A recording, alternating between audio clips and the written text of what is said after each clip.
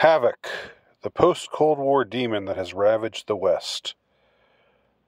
This is an extended essay by me, Andy Nowicki. You can purchase it from Amazon.com Kindle for merely $1.05, or you can become a paid subscriber to my Substack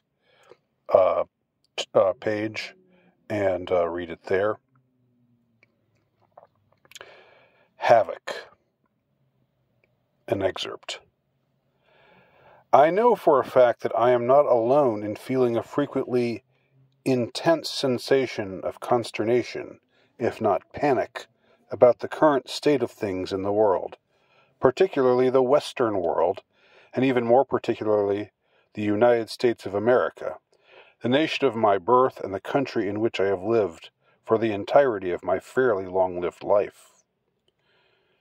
Indeed, there is a very real, even palpable apprehension about how things stand generally today, and even greater concern about where things are headed. Speaking for myself, and thus admittedly subjectively, for the past half-century in which I have dwelt in this body, and walked, or in the beginning crawled, on this earth, I can honestly say that, when I apply personal recollection, I find that there has never been a time when things have seemed worse than they do now. Indeed, try as I may, I cannot recall a point in the past, at least not during the interval of years which comprise my lifetime, when there seemed to be such a conspicuous dearth of hope for the future, nor such an intractable state of despair with the present. Nor, I think the reader will agree, am I alone in this sentiment. It seems rather to be quite widespread. Even in a polity as bitterly divided as ours, there is at least common ground on this notion. Things are falling apart. The center cannot hold. And there are other notable aspects to the widespread sentiment concerning the collective disquietude over both the current state of things and the prospect of where things are headed. In the past, if someone complained that the present times showed a marked decline over the good old days, the malcontent would invariably be checked by another commentator with a more optimistic perspective on present trends. "Come now," such a one would soothingly say, "what you are bemoaning as a decline is in fact little more than an evolution. Things have changed, not all for the best, but certainly not all for the worse. For it is the state of culture itself forever to be in flux." Or to put it more simply, as one singer-songwriter pseudo-philosopher pronounced nearly 40 years ago, "The good old days weren't always good, and tomorrow ain't as bad as it seems." Things are undeniably different now. The optimist would admit to the malcontent, but different isn't synonymous with symptomatic of decline. And, the optimist would further aver, despite what may seem to be massive division amongst the populace on the subject of first principles, morals, convictions, and general perspectives, in fact, deep down, people will still rally together during times of crisis, and when push comes to shove, will behave as if these differences of belief were matters of no importance. The cultural optimist had his biggest "I told you so" moment over 2 decades ago, on September 11th, 2001. On that day, and for weeks, even months afterwards, there was indeed a feeling of remarkable solidarity amongst Americans. If this sense of unity dissipated not long afterwards, the fact that it happened still had a bracing effect on the collective psyche, which would reverberate for years afterwards. "Remember the time when we all came together in spite of our differences?" However, things have soured to such an extent that by now it is plainly impossible to fathom a similarly harmonious response to any event which savors of tragedy, disaster, or national crisis. Were 9/11, or at least as it was first understood to be, before doubt set in concerning the official story, or something similar to happen again, few believe that it would induce the sort of unity vibe that was yielded by the original 9/11. Indeed, today, in late 2023, that once ubiquitous, soothing-voiced cultural optimist seems to have utterly deserted us. In fact, we haven't heard from him for a while.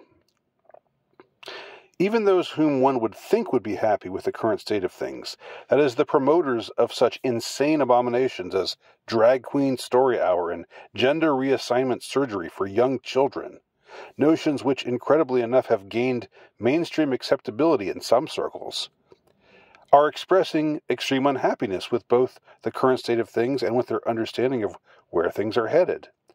That is to say, even the third-wave feminists, the advocates of transing children, and those notorious, quote, mostly peaceful, anti-white activists are themselves seized with a sense of doom. Whether the latter phenomenon is attributable to a delusion that their ideologies are under attack, when in fact they are being relentlessly promoted in high places, or whether it is due to some inner intimation that their pet causes are violative of nature, and thus fated to failure, isn't so much my concern here. The point is the nearly complete obliteration of optimism and the almost complete across-the-board conviction of the surety of societal collapse looming on the horizon. Amongst conservatives, the sense of doom is perhaps the most palpable. We can see that even appeals to patriotism, a sentiment typically promoted if not fetishized by the right, are on the wane. A few months before his death, conservative icon Rush Limbaugh openly mused that secession may be necessary in the near future. More recently, in his populist anthem, Rich Men North of Richmond, loved and lauded by red state stalwarts, overnight superstar Oliver Anthony openly cursed the United States.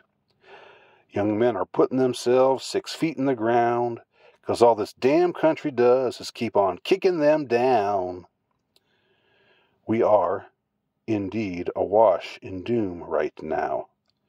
In the throes of seemingly intractable despair, it may be the one sentiment which could be said to unite us. The complete disappearance of optimism represents a radical shift from even a short time ago, although the momentum has arguably been moving in this general direction for over 3 decades, a significant point to which I shall return. Around 2015, there occurred a violent seismic eruption, a psychic upheaval, which has continued unabated to this very day. I myself can recall a time, not too long ago, when glancing at newspaper headlines or scrolling through news sites could be done without incurring a jolt of stress and a rush of anxiety. I remember when mainstream news sources at least made a pretense, however disingenuously, of striving for objectivity and fairness, when corporations weren't constantly vomiting forth declarations of condemnation for half of the nation's population, whilst unabashedly promoting woke agitprop that alienates the vast majority of their customer base, etc. But if the present era of discombobulating and discomfiting tumult, hysteria, and escalating polarization we have suffered through since 2015, an era of crisis which only seems to grow more frightfully intense as each year gives way to the next, giving one the impression of being pulled into an ever more destructive vortex. The truth is that we began on this trajectory over 30 years ago, at the precise moment the Soviet Union fell and the Cold War officially ended.